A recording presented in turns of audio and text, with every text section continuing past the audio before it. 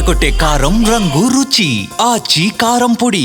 తెలుగు రాష్ట్రాల్లో సంచలనం సృష్టించిన ప్రణయ్ హత్య కేసులో 8 మంది నిందితులకు కూడా అప్పుడు శిక్ష విధించింది. ఇందులో SC/ST నల్గొండ కోర్టు న్యాయస్థానంలో A6గా ఉన్నటువంటి మారుతిరావు సోదరుడు శ్రవణ్కి లైఫ్ విధించగా ఇటీవల బెయిల్పై కూడా విడుదల కావడం జరిగింది. మనతో మాట్లాడానికి మారుతిరావు సోదరుడు అమృత బాబాయ్ శ్రవణ్ మనతో ఉన్నారు. చెప్పండి, మీరు బెయిల్పై విడుదల కావడం జరిగింది కదా, హైకోర్టు ఆ బెయిల్ ఏ విధంగా మంజూరు చేసి? ఇప్పుడు కేసులో నేను 6వ ముద్దాయిగా ఉన్న నేను కోర్టులో అప్పీల్ చేసినప్పుడు జడ్జి గారు పరిశీలించి నా వయసు రీత్యా ఏజ్ ఎక్కువ ఉన్నది, కేసులో నా ఇన్వాల్వ్మెంట్ ఎంత ఉందనేది పరిశీలించి నాకు బెయిల్ ఇవ్వడం జరిగింది. తర్వాత కోర్టులో మళ్ళీ తర్వాత ఫైనల్ హియరింగ్ ఎప్పుడు మళ్ళీ ఎట్లా జరిగితే మళ్ళీ దానికి కోర్టు నిర్ణయానికి కట్టుబడి ఉండాలి. అప్పటి వరకు నాకు బెయిల్ మీద నేను బయటకు ఉండడానికి నాకు అవకాశం కల్పించారు హైకోర్టు.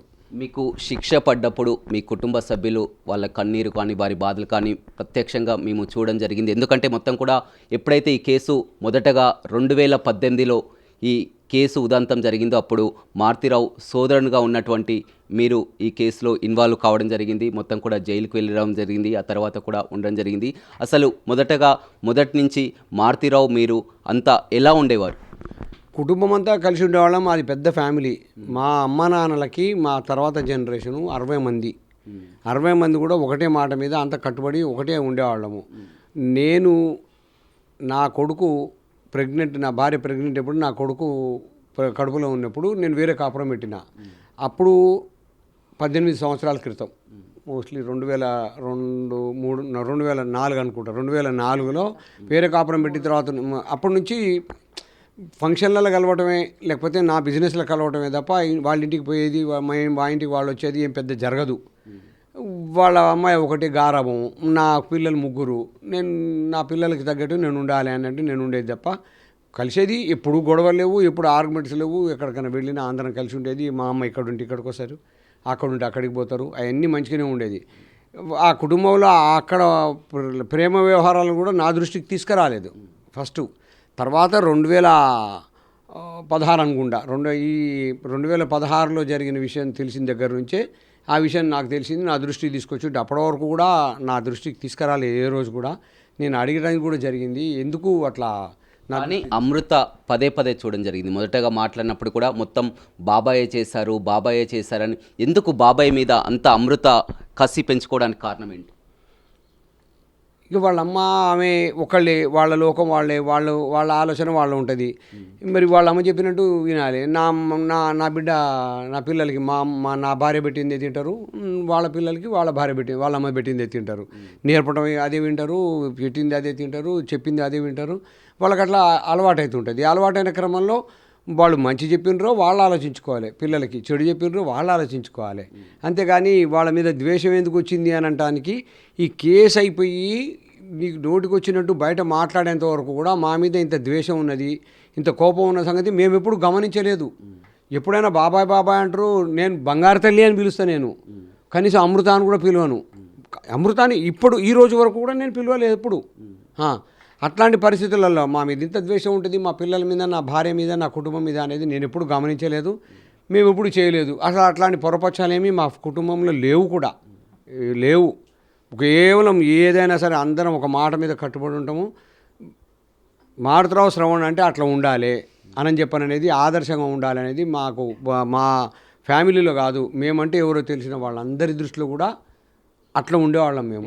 ఆస్తి కోసమే ఇలా చేశారు, బాబాయ్ ఆస్తి కోసం ఇలా చేశారని పదే చెప్పడం జరిగింది. ఆస్తి పంచాయతీలు ఏమి లేవు. మారుతున్నా ఉన్నప్పుడే బెయిల్ అయిన తర్వాత బయటకు వచ్చిన తర్వాత అప్పుడే ఆస్తి పంచాయతీలు, ఆస్తి ఎవరి వాళ్ళు పంచుకున్నాము, అసలు ఎక్కడ కూడా గొడవ లేదు, అదంతా అవుతుంది మాట. ఘటన జరిగిన తర్వాత మీరు జైలుకు వెళ్ళడం జరిగింది. అప్పుడు మీ అన్నయ్య కూడా అంతా కలిసే ఉండడం జరిగింది. జైల్లో ఉన్నప్పుడు కూడా ఈ విషయం చర్చకు వచ్చినప్పుడు కూడా అన్నయ్య ఏం చెప్పేవారు మీతో?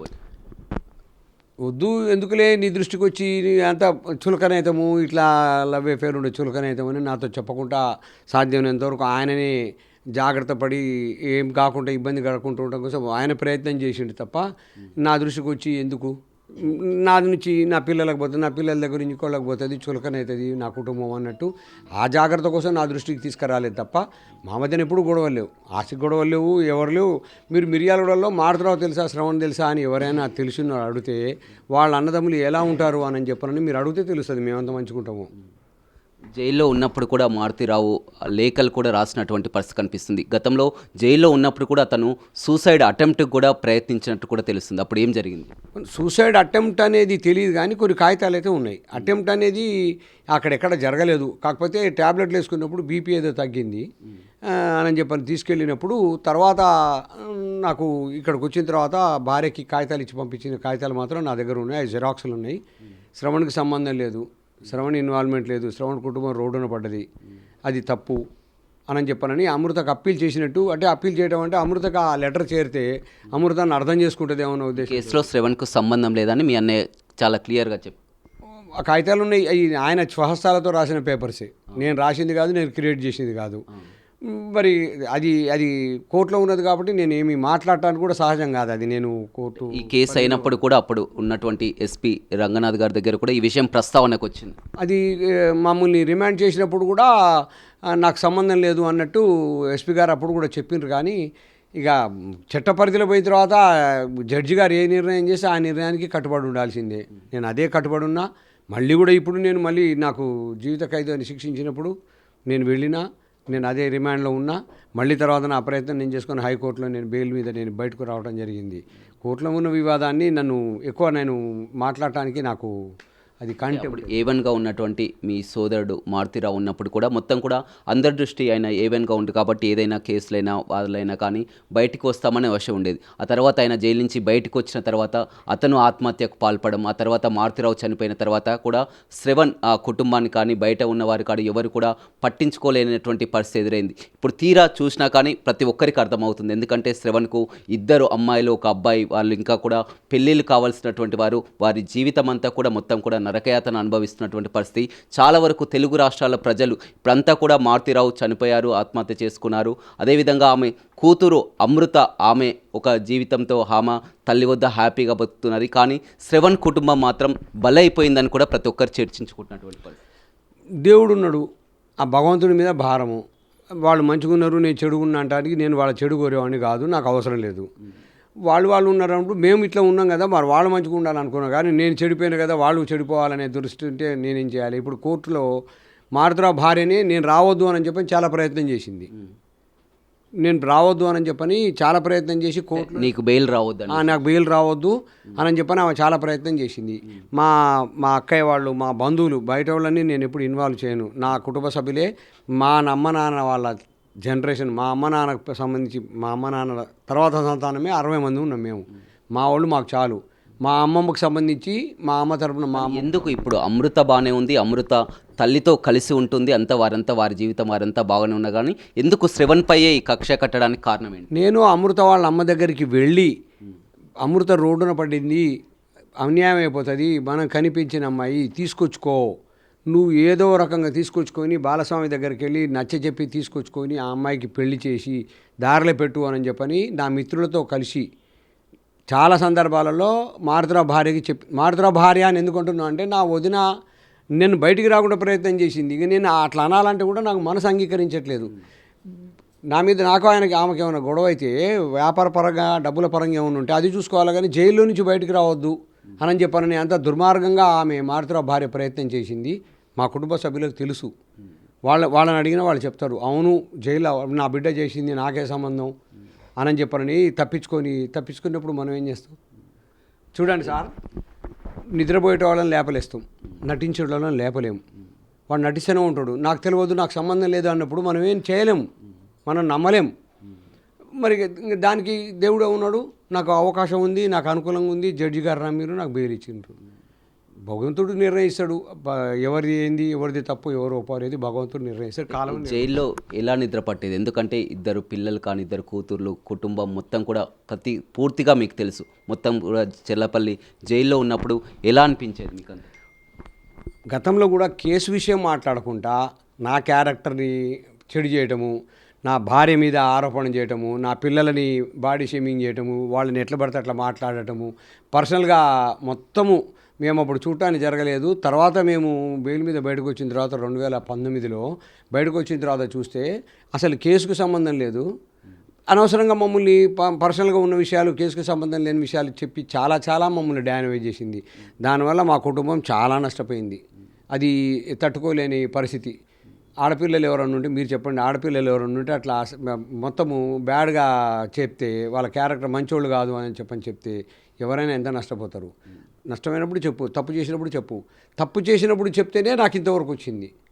బిగ్ టీవీ ద్వారా తెలుగు రాష్ట్ర ప్రజలకు ఏం చెప్తారు? ఎందుకంటే అంతా కూడా అమృత వర్షన్ వినడం జరిగింది. అప్పుడంతా కూడా జరిగినటువంటి తీరు ప్రతిదీ ఆమెది గమనించారు, చూశారు. కానీ శ్రవణ్ ఏం చెప్పదలుచుకున్నారు అమృత గురించి? ఆమె మంచిగా ఉండాలని కోరుకుంటాం. మేము కనిపించి మా అన్నయ్య మా వదిన కనిపించిన పిల్లలు వాళ్ళు మంచిగా ఉండాలని కోరుకుంటాం, కానీ వాళ్ళు చెడు కోరుకునే అంత. నేను మారుతురా ఒక బిడ్డకి తండ్రి అయితే నేను 3 బిడ్డలకు తండ్రిని. నా 3 పిల్లలు ఎట్లుంటారో వాళ్ళు కూడా అట్లా ఉండాలని కోరుకునేవాడిని తప్ప నేను ఒక ఫాదర్గా, ఒక తండ్రిగా నేను చెడు కోరేవాడిని కాదు, నాకు అవసరం కూడా లేదు. ఇప్పటికీ అమృతని నువ్వు బంగారు తల్లి అని పిలుస్తున్నావు, కానీ ఆ బంగారు తల్లే బాబాయిని ఉరి తీయాలని కూడా చెప్తున్నటువంటి పరిస్థితి. ఇంకా పరిస్థితి ఆమె అట్లా నాకు మీ మీద ఉన్నది, మీకు నా మీద ఉండాలని లేదు కదా. అది భగవంతుడే నిర్ణయిస్తాడు. ఉరి తీసేది ఉంటే తీస్తారు, వదిలిపెట్టేది ఉంటే వదిలిపెడతారు. అది చట్టం, కోర్టు పరిధిలో ఉన్నది. కానీ అది వాళ్ళు ఆలోచించుకోవాలి. నాకు ఎప్పుడు కూడా ఎవరి మీద శత్రుత్వం ఉండదు. నా పిల్లలనే అనుకుంటా. మా కుటుంబంలో అందరూ కూడా ఒకరికొకరు అనుకూలంగా ఉంటారు, అనుబంధంగా ఉంటారు. మంచి చెడులు, తప్పొప్పులు అంటే ఏదైనా ఇబ్బందులు ఉంటే అందరూ సహకారం చేసుకుంటూ చేస్తారు. ఫస్ట్ నుంచి కూడా, ఇప్పుడు కాదు, ఫస్ట్ నుంచి కూడా మా అమ్మ నాన్న ఉన్నప్పటి నుంచి కూడా ఈ రోజు వరకు కూడా అదే పరిస్థితి ఉంటుంది. వాళ్ళు ఒక్కళ్ళే. మా అమ్మ నాన్నల తర్వాత సంతానం 60 మంది ఉంటే వాళ్ళు 3 ఒకటి, మిగిలిన 57 మంది ఒకటి. అట్లుంటారా ఎక్కడన్నా మీరు చెప్పండి?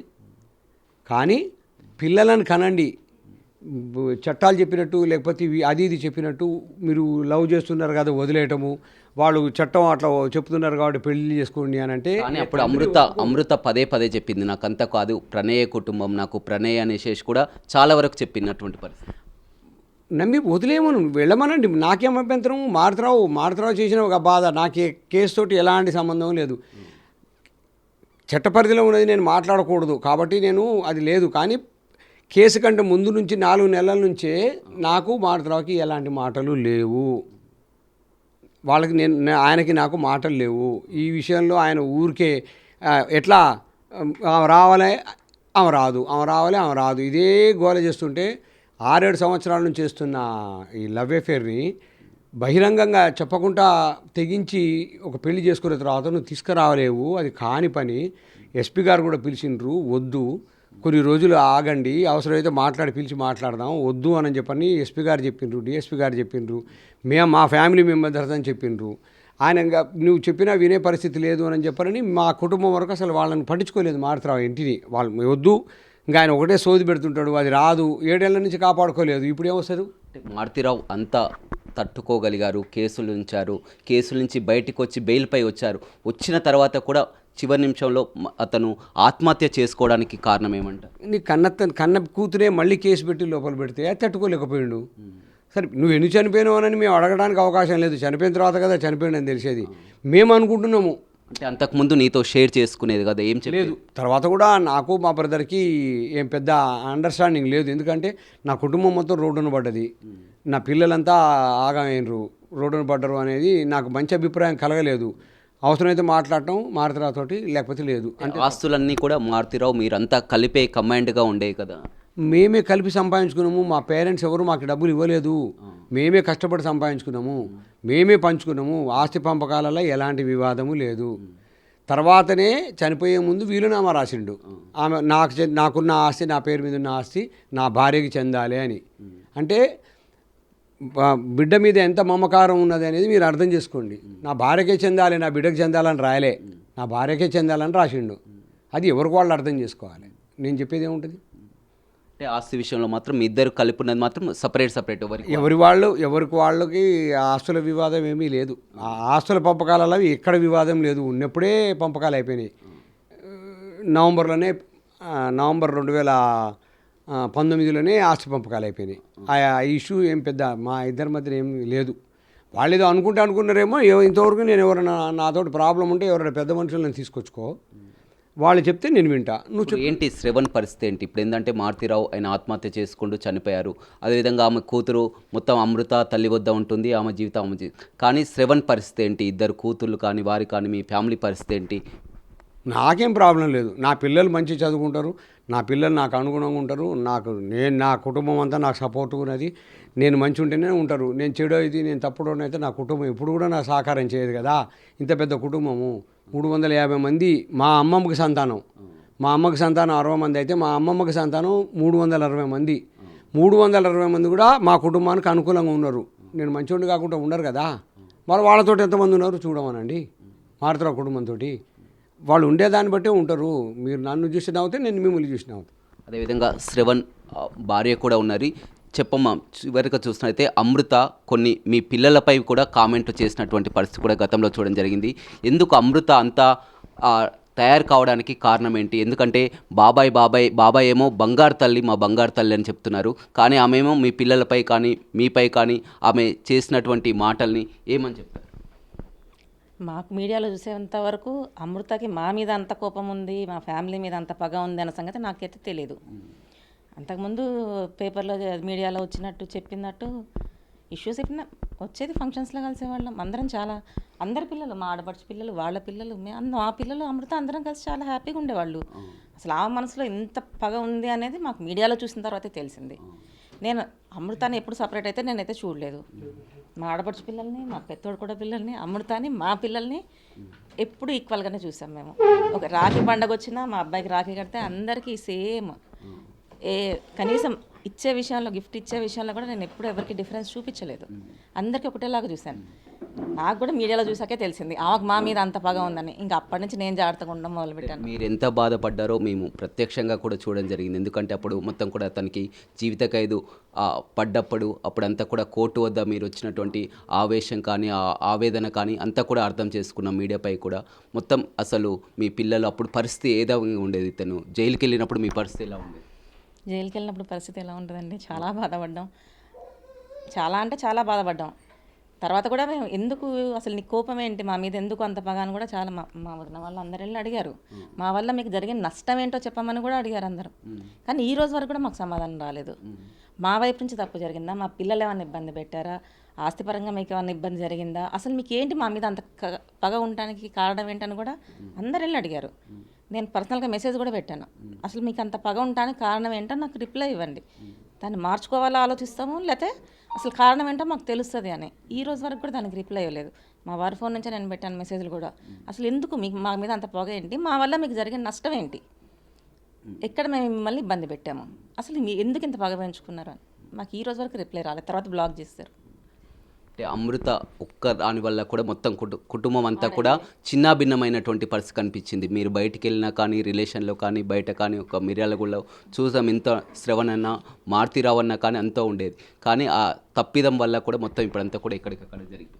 అది మాకు అది వాళ్ళ పర్సనల్, వాళ్ళు మాట్లాడుకున్నారు, వాళ్ళు చేసుకున్నారా ఏం చేస్తున్నారో మాకు తెలియదు. మా దాకా ఎప్పుడు రాలేదు. మా దగ్గర వచ్చినప్పుడు మేము సపోర్టే చేసాం, తీసుకొచ్చుకోండి అన్నాము. మీ పిల్లలు అయితే అలా చేస్తారా అన్నారు. సరే పోనీ కొన్ని రోజులు వదిలేసేయండి అన్న. మీ పిల్లలు అయితే మీరు వదిలేస్తారా అన్నారు. దానికి సమాధానం ఎవరైనా ఏం చెప్తారు? ఎవరి పిల్లల డెసిషన్ వాళ్ళకి ఇష్టం. వాళ్ళ పిల్లల విషయంలో ఎలాంటి డెసిషన్ తీసుకోవాలని ఎవరి పేరెంట్స్ ఇష్టం వాళ్ళది, మనం ఎలా ఫోర్స్ చేస్తాం వేరే. అయితే అమృత తల్లి మొత్తం కూడా శ్రవణ్ కానీ అంతా కూడా అండగా ఉండాల్సింది పోయి తర్వాత బెయిల్ రాకుండా చేయడం, ఇప్పుడు కూతురుతో కలిసిపోయి ఉండడం అంతా కూడా మిమ్మల్ని అంతా కూడా ఇప్పుడు బయటపడ్డటువంటి పరిస్థితి. చాలా ఇబ్బంది పెట్టారు. చాలా అంటే చాలా బాధపడ్డాం. ఆ రోజు బాధపడ్డాం. నిజంగా చెప్పాలంటే 8 సంవత్సరాల నుంచి కూడా చాలా నరకం అనుభవిస్తున్నాం. వాళ్ళు చాలా హ్యాపీగా ఉన్నారు. కేసు అయిన దగ్గర నుంచి ఈ రోజు వరకు మేము చాలా బాధపడ్డాం. చాలా అంటే అది చెప్పడానికి రాదు. కానీ నేను మధ్యన వస్తున్నా అని మీరు అనుకోవద్దు. వాస్తవంగా ఏంటంటే ఈ విషయంలో బాలస్వామి కుటుంబం మొత్తం నాశనం అయిపోయింది. బాలస్వామి కొడుకు పోయిండు, చిన్న కొడుకు. ఆ అబ్బాయి దురదృష్టము, ఈ మర్డర్ జరిగిన ఆ అబ్బాయి ఇక్కడ వచ్చిండు. ఉక్రెయిన్లో యుద్ధం. ఈ రోజు వరకు ఉక్రెయిన్ చక్కబడలేదు. ఆ అబ్బాయి చదువు పాడైపోయింది. కుటుంబం మొత్తం పాడైంది. మారుతురా కుటుంబము మొత్తం పాడు. నా కుటుంబం మొత్తం రోడ్డున పడ్డాం. మా అన్నయ్యని పోగొట్టుకున్నాం మేము. బాలస్వామి కొడుకుని పోగొట్టుకున్నాడు. అన్ని 3 కుటుంబాలు నాశనమైనాయి. దీంట్లో సాధించిందేందో నాకు తెలియదు, నాకైతే అర్థం కాలేదు.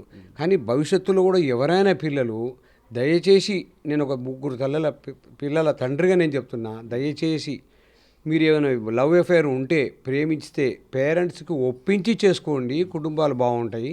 పేరెంట్స్కి ఒప్పించడానికి ప్రయత్నం చేయండి. మేము మేజర్లైనా మా ఇష్టము అని చెప్పని దయచేసి అట్లా ఆలోచించకుండా ఒప్పించి చేయించుకోండి. కానీ చాలా వరకు అప్పుడు ఒక క్వశ్చన్ అయితే రేజ్ అయింది. మొదటగా అప్పుడు ఇన్సిడెంట్ అయినప్పుడు కూడా ఒకవేళ మారుతిరావు సోదరుడు కానీ ఏదైనా చేయాలనుకుంటే కూతుర్ని చేయాలి, కానీ ప్రణయ్ని చేయాల్సినటువంటి కారణం ఏంటి? ప్రణయ్ మీద హక్కు ఏంది? ఏదన్నా ఉంటే కూతుర్ని చంపేయచ్చు, కానీ ఈ విధంగా ప్రణయ్ని ఏ విధంగా చంపారని కూడా అప్పుడు అంత అది తప్పు సార్. ఎవరినైనా సరే, ఎవరిదైనా ప్రాణమే. నాకు నా బిడ్డ ముఖ్యము, బాలస్వామి బిడ్డ ముఖ్యం. ఎవరి ప్రాణం తీయాలనేది ఎవరూ కోరుకోరు, అదంతా ఉత్తదే. మాకు తెలిస్తే ఇంత కాదు, మాకు తెలియకుండా జరిగింది. ఇప్పుడు మేము చెప్పినా సరే ఇది కోర్టు పరిధిలో ఉన్నది, మేము చెప్పినా తప్పు చెప్పినట్టయితే తప్ప, నేనే చెప్తున్నా కదా, నాకు 3 పిల్లల తండ్రిగా బాలస్వామి చాలా నష్టపోయిండు. కొడుకుని పోగొట్టుకున్నాడు, కుటుంబం మొత్తం పాడైంది. ఆ చిన్న పిల్లగాడు, ఆ చిన్న అబ్బాయిది చదువు పాడైపోయింది. ఈ రోజు వరకు నాకు తెలిసి, నాకు ఎక్కడ కూడా నాకు అంత పరిచయం లేదు, ఆ అబ్బాయి ఈ రోజు వరకు ఎక్కడ చదువుతున్నాడు, సెటిల్ అయింది అనేది తెలియదు. ఇది ఎందువల్ల? ఒకళ్ళు చేసిన తప్పిదానికి, ఒకళ్ళు చేసిన ఆలోచనకి కుటుంబాలు మొత్తం పాడైనాయి కదా. ఇది మీరు వేరే కుటుంబాలన్నీ ఆలోచించమని నేను రిక్వెస్ట్ చేస్తున్నా తప్ప నాకు ఎవరి మీద ఆరోపణ లేదు, ఎవరి మీద కోపం లేదు. కాది ఎందుకు చేయాలి సార్? అది ఆఫ్ ద రికార్డు. మీరు అది తప్పు అనుకోండి, ఒప్పు అనుకోండి, దయచేసి. ఎందుకు చేయాలి ఊరేగింపులు? ఎందుకు చేయాలి? మీరు టీచర్లు లేకపోతే ఇవన్నీ ఎందుకు, ప్రీ వెడ్డింగ్ షూట్లు ఎందుకు చేయాలి? ఈడ పుట్టి పెరిగినాము. పేరెంట్స్ పంపించకుండా వీడియోలు వేయకుండా ఉంటే మంచిగా ఉండేది. పేరెంట్స్కి కడుపు మసిలిపోతుంది కదా. ఎవరైనా చెప్తారండి, చట్టం ఉంటుంది, చట్ట పరిధిలో వాళ్ళు చేసుకుంటారు, మేజర్లు ఉంటే చేసుకుంటారు అని ఎవరైనా చెప్తారు. కానీ తన పిల్లల కాడికి వచ్చే వరకు ఎవ్వరు కూడా ఒప్పుకోరు, ఏ తల్లిదండ్రులు కూడా ఒప్పుకోరు.